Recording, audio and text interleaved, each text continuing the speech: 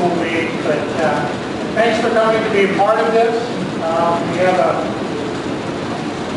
really good, exciting opportunity for you here today. I think you're going to have some fun with this little session.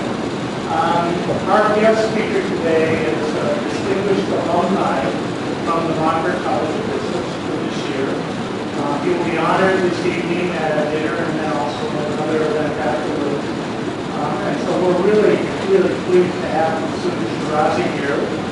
I'm going to give you just a little bit of his background for not 15 minutes, just a couple minutes. Some things that I can tell you about him, kind of set the stage. He was the fifth of 10 siblings born to an industrious family who never had much, but always worked to emphasize the values of hard work and education. He came to the United States from Iran a few years back, into Colorado in 1970. He was able to speak little English, it says, and he didn't have very much money. He'll tell you more details about that, I'm sure. But he came here to learn and to see what opportunities that this client had to offer to him. He came here as a freshman in 1970. He worked while he was going to school. He then continued his education, received a master's degree in business administration in 1975. And we are working on, most of you probably know, we have a master's in accounting degree that just started this fall, and we're working on an MBA as well. So it's been quite a period of time since we had that program, but he was one that participated in that. He started a successful private insurance and benefits consulting firm, Shirazi & Associates, headquartered in Greeley. He's served a lot and given back to the community by serving on many boards. In the community, he's done a lot of community work. I'll let him talk a little bit more about that.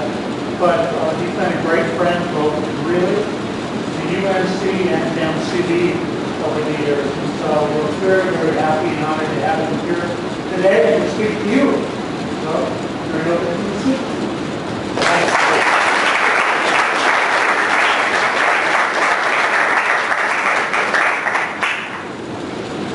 This classroom, is on fire, right? Can you hear me okay now? This classroom looks a lot better. I hope you don't mind. Back it up. Just get comfortable. Mike's on the jacket. That tells you I haven't done this before. Can you hear me now? Great.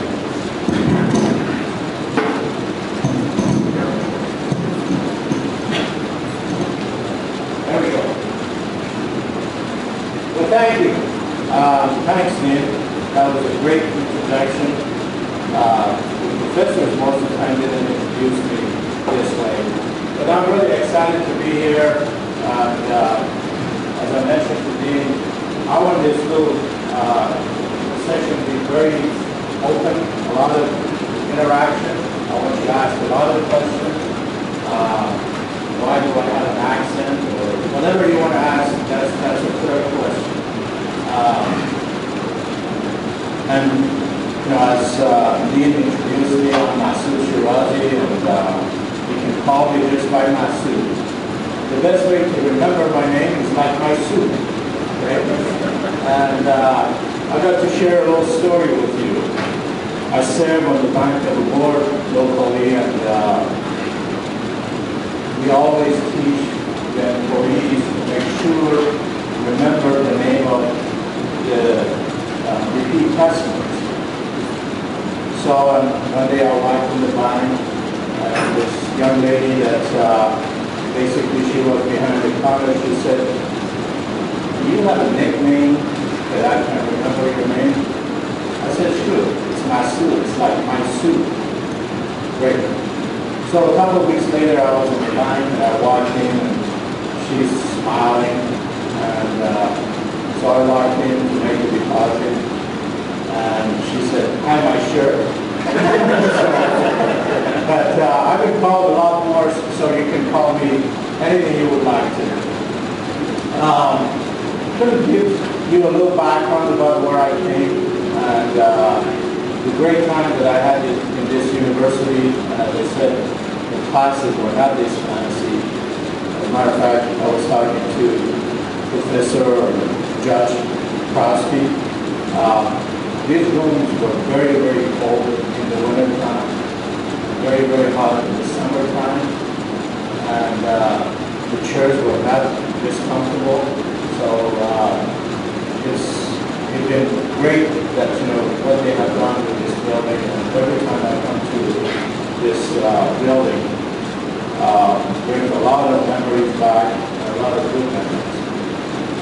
So as Dean indicated, I grew up in a family with 10 children. I was right in the middle, so I learned early stages how to push and pull. So, and my parents had very, very little education. It wasn't that much opportunity in the old country as far as going to school. My dad, I think, had about fourth elementary grade education. My dad second, my mom. And but they always believed in higher education. So from the 10 siblings, 3 of us had the opportunity to come to the United States and go to a great institution like UNC. So in 1970, I came to UNC, and because of the cost situation at that time, and not being able to continue paying for the school, I started working also in supermarket. So I was working about 32 hours and taking very heavy load. And in 1974, I graduated with my bachelor degree here. And most of the foreign students, when they come to the United States, they have time to go back. So I decided to go back to the old country, and because I have seen the life here, and decided to come back. Came back here, and at that time we had an MBA program, which I'm hoping will bring it back. As most of you know, now we are having a master program in accounting, which I think that's great for the school business. So I came back and got my MBA, and I was working for my doctorate degree, because at that time they were also giving doctorate degree in school business. And one of my professors that I really admired, he helped me through all the bad times and the good times.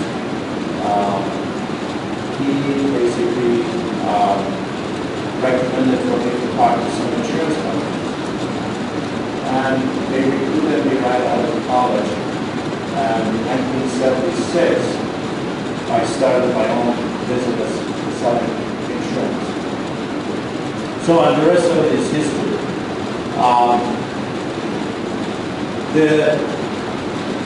The thing that I always have been appreciative of the school and also this country, there is a lot of opportunity in this country.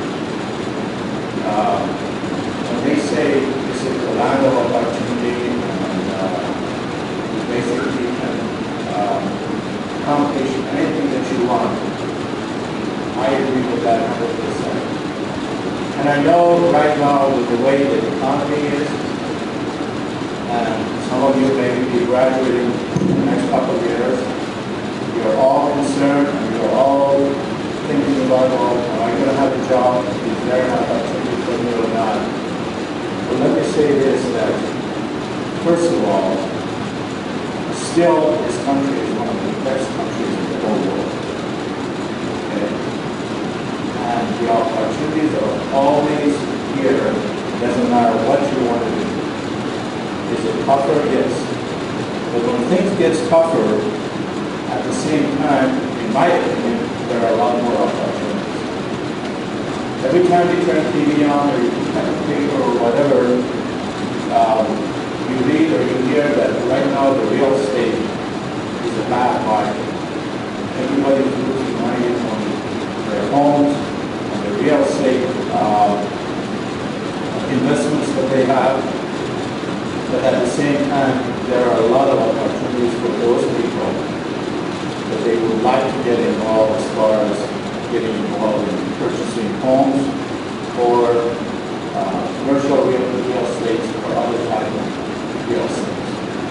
So every time there is this negative thought going through our mind or through the community or through our businesses, we have to do a little more refocusing at the same time to find out what are other opportunities that we can capitalize on. As I said at the beginning, I really do not want to just, stand here and talk. I want a lot of interaction. I want you guys to ask some questions about the experience that I had with this university, professors, other students, and maybe I can also, answer some questions. Some of the things that you think that you're concerned about. How many of you are senior here? That's awesome. So are you concerned about what's happening in the market as far as job and employment? You're saying yes. All right, what is your concern?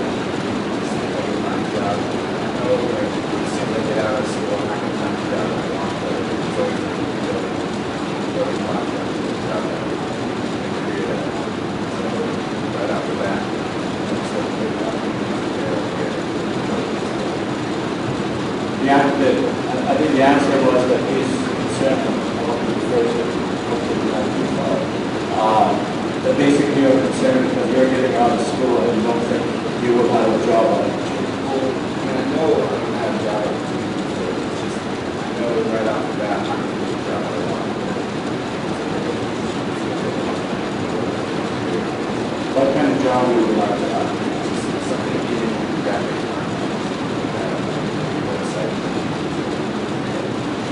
You have put some resumes out already? Yeah, I'm working on that.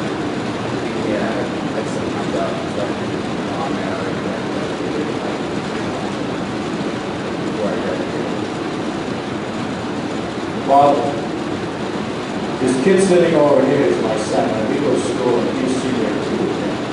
Unfortunately, he's not going to school yet. He didn't want to be around me, so he decided to go to a different school. We don't want to mention the name. But this is a lot better school. And he picked me up from the airport this morning, and we had the same type of discussion. And I was very happy to see that he has a stack of paper, and he basically had the name of all these companies that they're coming to the campus for interviewing and recruiting the kids. And you and I, we talked a little at lunch, that's a program that, I don't know if you have looked at that opportunity or not. Yeah, there's a good job there.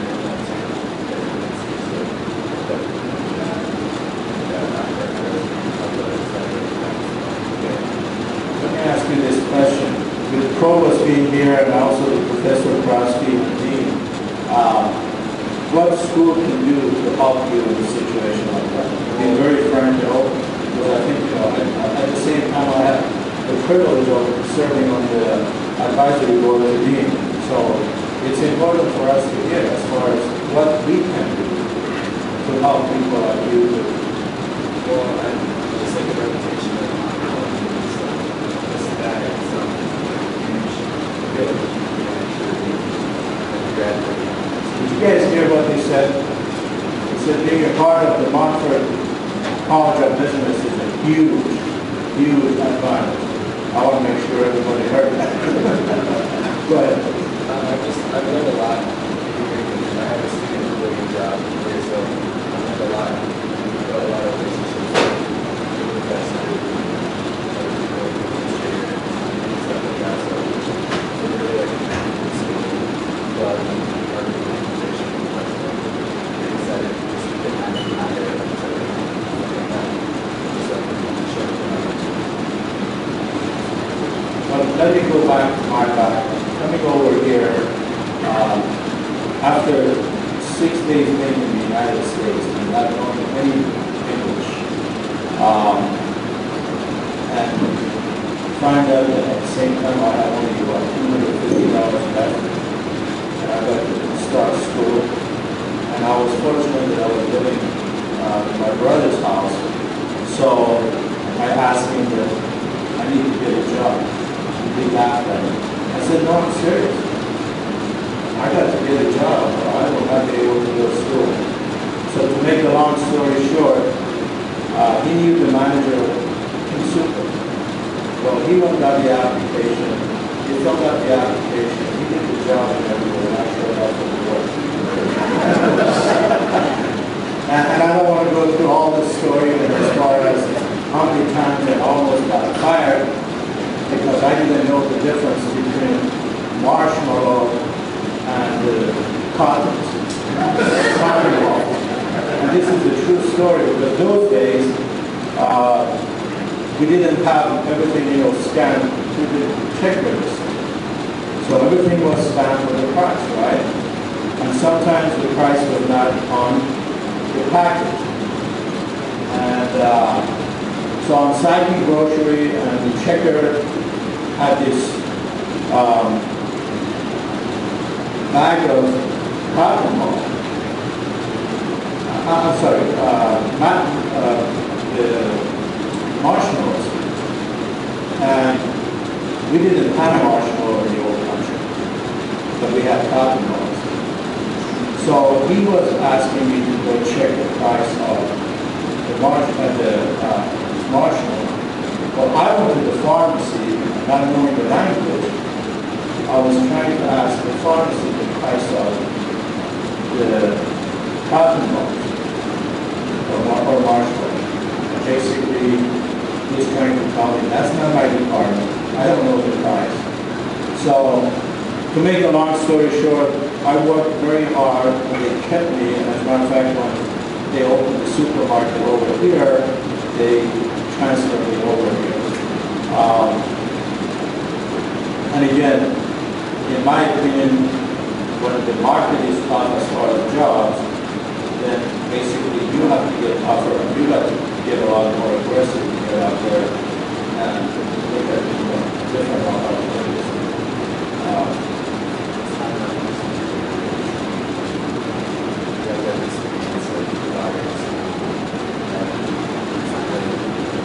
I feel like it's not what you But you're learning a lot of new things here, right? more than just in classroom. Most guys are like you might see a job, relationships with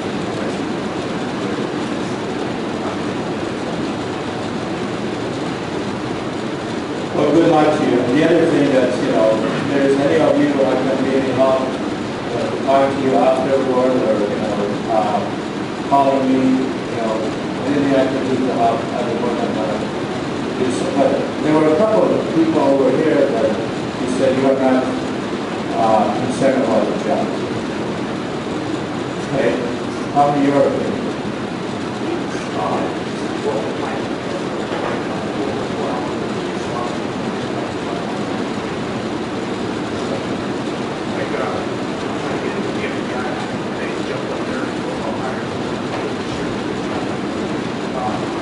I'm sorry, can you speak a little louder?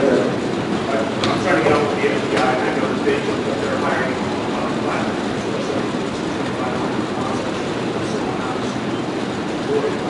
You said FBI? Oh, Dean has some buildings that FBI is right next to that building. Yeah, so maybe you can help this gentleman. Okay.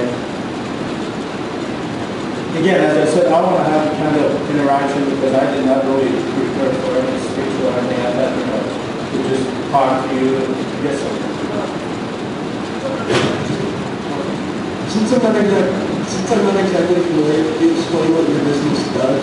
Sure, I've been more than glad to. So let me just give you a little story. The gentleman that I said that he was my advisor here, he also taught some insurance classes. And he also made wine at home. and he would make the mind of anything that he would not do. So, but at the same time, he had a bad back, and working in the grocery store, every time I had some leftover old food, I would call this gentleman, and he would come in with his old Chrysler parked in the back of the store, and with the permission of the manager, I would get all these, damaged fruits or old fruits, and then I would go help him to bottle the wine. And because he was teaching some of the classes like CLU, which is basically the insurance classes, he introduced me to an insurance company.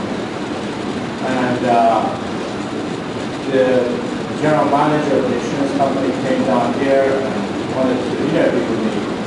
And he asked me to go lunch with him, which I did.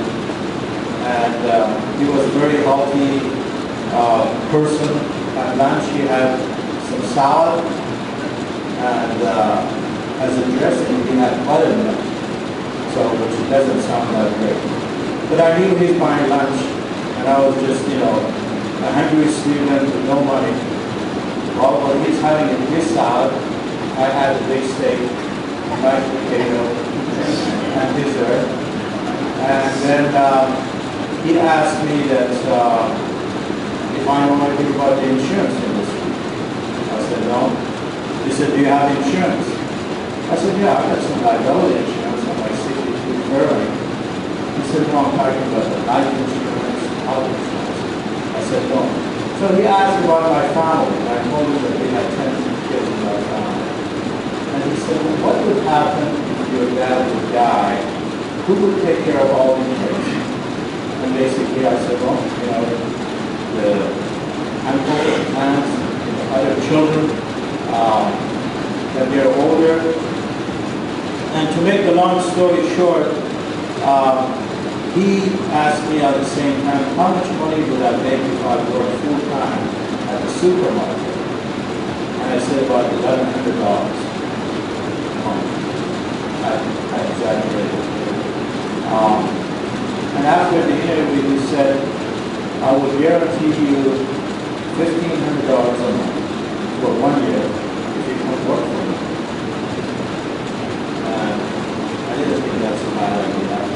But I didn't know anything about the insurance, and at the same time, I wasn't sure if I really want to stay in that industry. I wasn't sure if still, I want to do something different.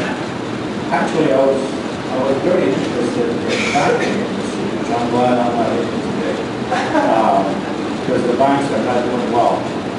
So he hired me, and at the same time, I got a little office right on the Avenue and started selling insurance. At that time, we wanted to sell basically individual life insurance. Well, for those of you that do not live in Greeley, it's a very small, great community.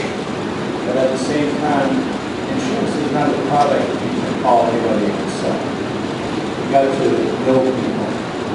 So rather than getting into the selling individual life insurance, I decided to get into the group employee benefit. And that was to maybe go see the owner of a plumbing shop with 7 employees or 10 employees, with the health insurance program here for those employees and their dependents. And then I had 7 people to talk about the individual life insurance. So my business basically consists of about 70% of our business comes in the area of providing services and the product to the employers as far as group health, life, disability, retirement plan, some ancillary product. And the other portion of our business comes in the area of the state economy and business economy. There are a lot of mostly health corporations in this area, small companies, a lot of farmers, and we will meet with them and talk about the state tax problem that they have. You run to a farmer that has a lot of acres and high net worth, and they need to do some planning as far as down the line if something happens to that farmer. As far as how to pass that farm to the family without being taxed at the time of death. So, and at the same time, we do a lot of buy-sell agreement. If you have a corporation with 2-3 partners to get involved and help them as far as to do the planning, as far as insuring each other that one of the employees died, one of the owners died, the other owner will be able to buy the ownership of the partner from the spouse or children and continue the continuity of the insurance company. So that's the type of business that we are involved in. And we work with a lot of different size and different type of organization, private, public, non-profit organization. And it's been great for me. It was a tough business. When I started that, most of my clients I could see from like 7 o'clock at night till 12 o'clock at night. Because people during the day they don't talk about life insurance. When I talked to the manager of the Taco Bell, I had to leave with him after we closed the shop. So, and that's where I was saying that when the economy or the situation is tough for anybody, you've got to find somehow to bypass that and make the best out of it. So, is there any question? So talking about as far as school business here, if there is one thing that needs to be done differently, it would really help the school and you as a student as far as career and future, what would that be?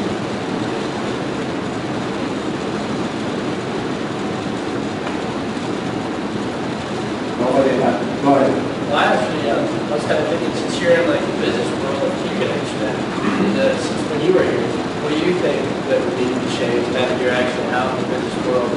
You've experienced, I guess, that transition from MCB to working. What do you think should be changed? Well, again, what do I think as far as the school needs to be changed? If we can have a lot more money, we can do a lot more things. And that's where now you come into the picture. You get out of school and you get different jobs and hopefully you all will be successful. I think it's very important to be involved with this.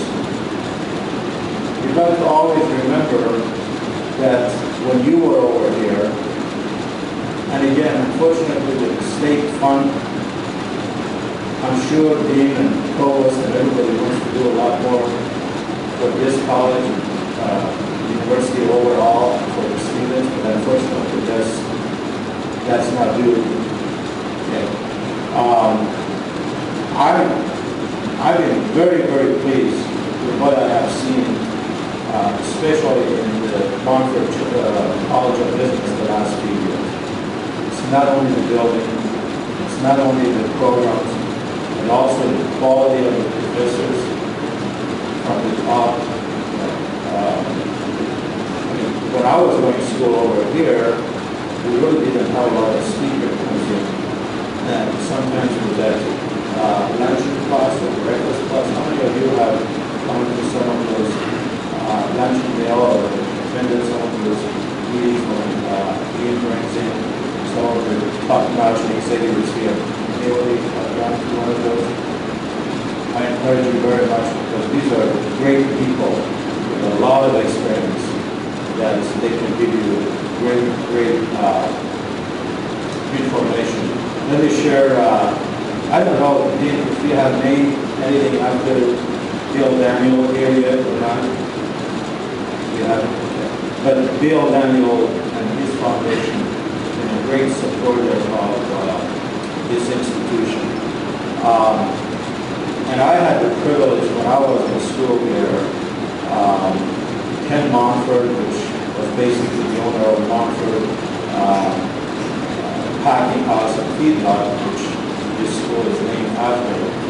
he invited Bill Daniel to come down here for a breakfast. And I just had started, the insurance business. And I had the privilege of sitting next to him at breakfast. And so I asked him, what it has made him be such a successful business. Because he had the cable vision and was involved in a lot of different businesses. And he asked me what business I was in or getting into, and I said insurance. He said, common sense. I said, well, that's a pretty easy answer, but what do you mean by common sense? And he said that, so if you want to see the president of the company and write a group health insurance, or you want to talk about their life insurance, what do you do? I said, well, I've been trained to write a letter and introduce myself and follow up with that letter and hopefully get an appointment. He said, how hard is it to get an appointment? I said, pretty tough. He said, when you call, who answers? I said, well, sometimes the secretary. He said, well, that's where you need to make sure that secretary would work. He said, I still was a little confused. He said, common sense is the next time you call and that secretary answers, and if you don't get an appointment with the president of the company, send that thank you letter to her. Next time you call and you ask for Mr. Jones or Smith or whoever, basically, if he's in the bathroom, if that secretary really likes you, we'll grab her and make sure you will have some conversation and get in front of that president. So in our business, and any business, I think common sense is very important. Did I answer your question? You did actually. I was also going to ask, what's one thing that after you graduated, you went to school taught, something you kind of learned and say, I wish they would have taught me that rather than having to learn on your own? Does that kind of cover that as a common sense aspect? Yeah, but at the same time, I think this school did a lot for me. How many of you get involved in local businesses as a part of the project? What kind of project do you get involved? Actually, I'm sorry. working for Has that been beneficial? I had a little experience which I thought it was great that at that time SBA, which is Small Business Administration, gave $500 scholarships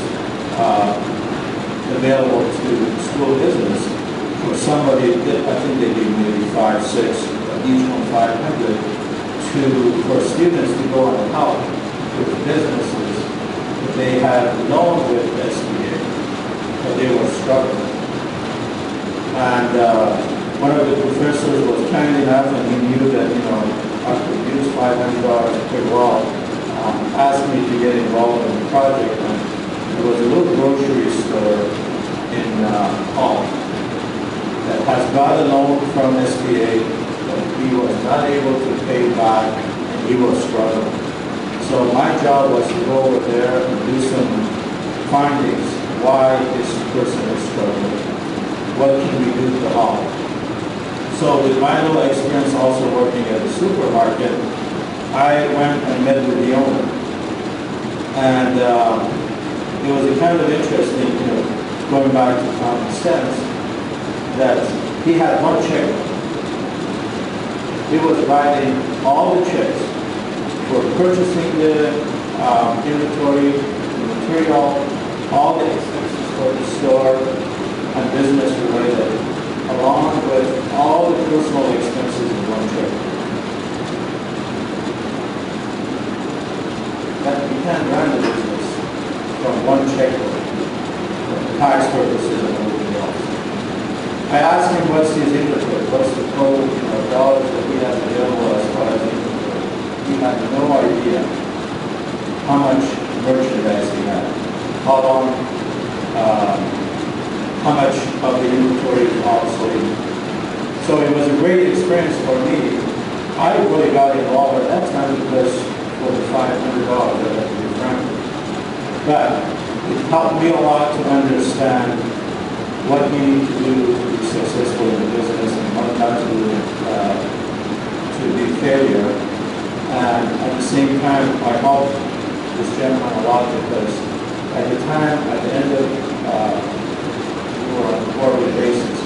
By the time I got out of there, he knew exactly what's the amount of inventory he has. He set up, different accounting system and different bank accounts for him personally versus the business. And he lasted for, his business lasted for a long, long time and was able to repay the SBA. So if there are opportunities for you to get involved in some of the businesses or some of the organizations that you really can help, I think it's very beneficial. And as we go through this school or any school, a lot of us, we question that why are we spending time to learn all these things, because it doesn't make sense, or at the same time I may have to really use it over the long term. But then when you get in real life and start working, then suddenly the light goes on. When you get in a situation where you say, I've utilized what I learned in the accounting class or finance or marketing today without really knowing that, where it came from. So as you go through, the school, you got to work hard, but at the same time you got to have fun.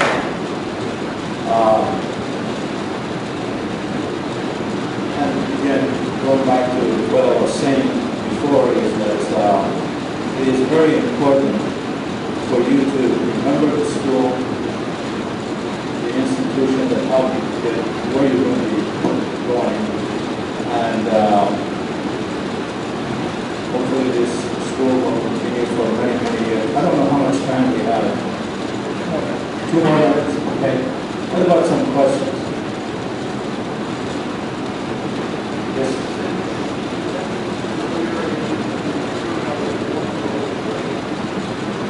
Yeah, the question was, do I serve on the board of the local bank? Yes, as a matter of fact, I serve on a lot of different organizations. And to be frank with you, I serve on more non-profit organizations than profit organizations. One thing you got to learn as you get into the business, and hopefully you will spend a lot of time to make your business successful. At the same time, you got to remember that you got to put back in the community. And that's why I was encouraging you guys that, hopefully down the line you remember this school, what the schools have done for you. Make sure you help the school to provide more for the future kids that they are coming in. I serve on the First National Bank, which basically about 27 branches, but at the same time I serve on the North Carolina Medical Center Foundation. I serve on the Boy Scouts trustee. I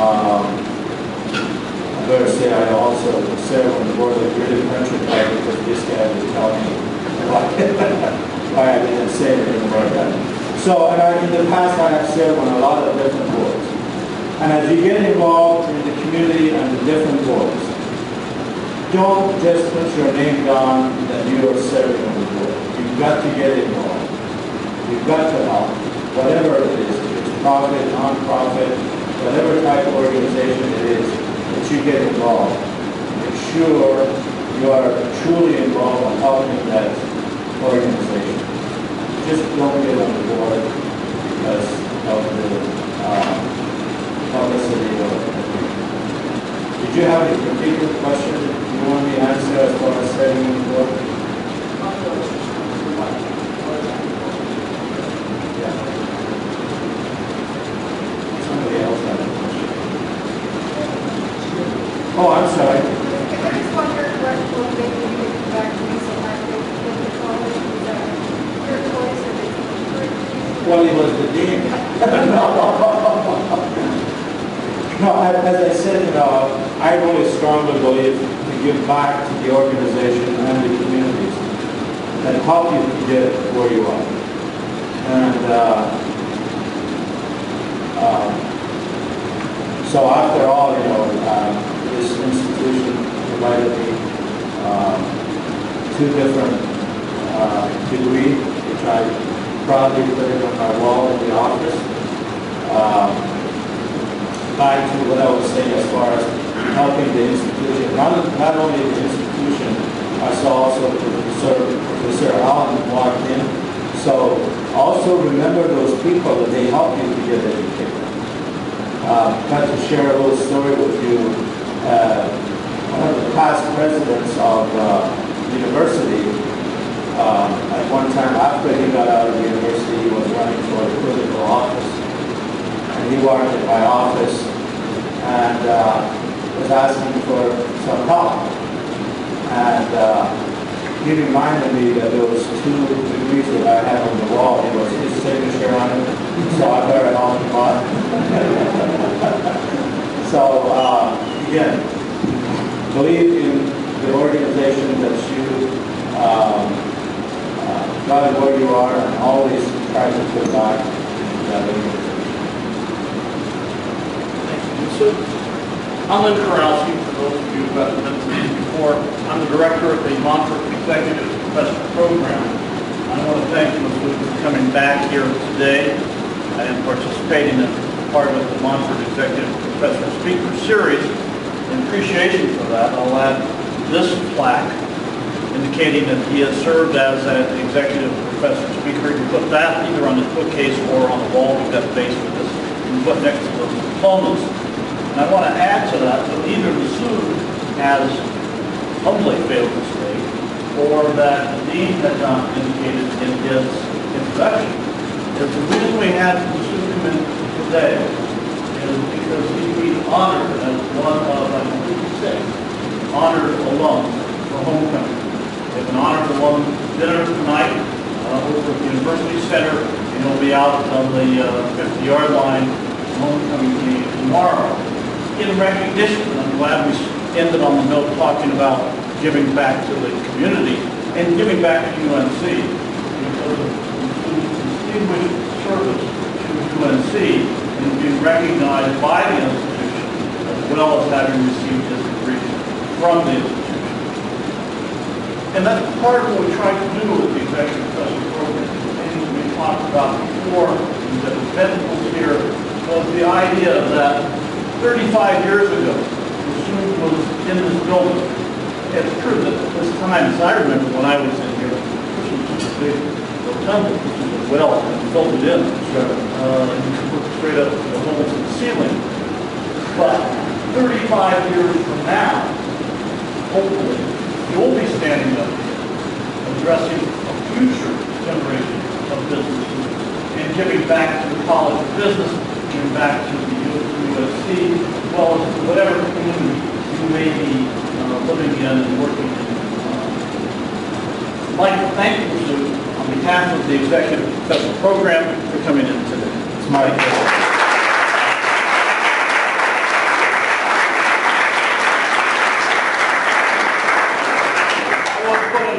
One other thing, we have one more speaker coming in as part of the Executive Professor Speaker Series. On November 11th, we have Dr. Joseph Michelli, who is an expert in customer relations, part of what Mr. was talking about. He has written several books on customer relations, including his most recent one talking about the Starbucks experience and the Ritz-Carlton experience. He'll be, in fact, autographing and giving away some of his books. He'll be speaking as part of a speaker series that we're sponsoring, College of Business is sponsoring for business people, and then he'll come into the College of Business as well to make that presentation that all business and all customer relations are personal. You'll be receiving some information on that as well. Masoud has been kind enough, although he's got to go to the UC to be honored alum reception and dinner, indicated to be willing to stick around for a little bit. There's some cheese and crackers and cookies and some refreshments just out in the hallway here, and indicated that he's glad to talk to you one-on-one and have a chance to visit with It's extraordinary. Thanks to you for coming today. It's an absolutely exquisite October afternoon, just before homecoming, and we can come in and listen to the information that Masoud has been willing to share. We hope you'll be able to stay for a few more minutes and talk. Thank you all. Thank you, Frank. Go back.